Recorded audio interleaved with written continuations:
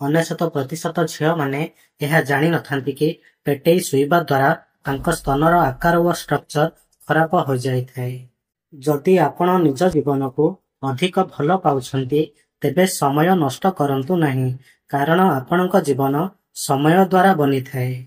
ଶାରୀରିକ ସମ୍ପର୍କ ବନାଇବା ସମୟରେ ଯଦି ସ୍ତ୍ରୀର ପ୍ରାଇଭେଟ୍ ଅଙ୍ଗରୁ ଅତିରିକ୍ତ ଆବାଜ ଆସୁଥାଏ ତେବେ ଏହାର ଅର୍ଥ ହେଉଛି କି ତାଙ୍କୁ ପୂର୍ଣ୍ଣ ସନ୍ତୁଷ୍ଟି ମିଳିସାରିଛି। ଝିଅମାନେ ସେହି ପୁଅମାନଙ୍କୁ ଅଧିକ ପସନ୍ଦ କରିଥାନ୍ତି ଯେଉଁ ପୁଅମାନେ ତାଙ୍କ ଜୀବନ ସହିତ ଜଡ଼ିତ ଥିବା କୌଣସି ସ୍ପେଶାଲ ଦିନ ମନେ ରଖିଥାନ୍ତି। ଯେତେବେଳେ ଆପଣ କୌଣସି ବ୍ୟକ୍ତିଙ୍କ ଉପରେ ଆବଶ୍ୟକତା ଠାରୁ ଅଧିକ ନିଜର ପଣିଆ ଦେଖାଇଥାନ୍ତି ତେବେ ସେ ଧୀରେ ଧୀରେ ଆପଣଙ୍କୁ ସମ୍ମାନ ଦେବା କମ୍ କରିଦେଇଥାନ୍ତି।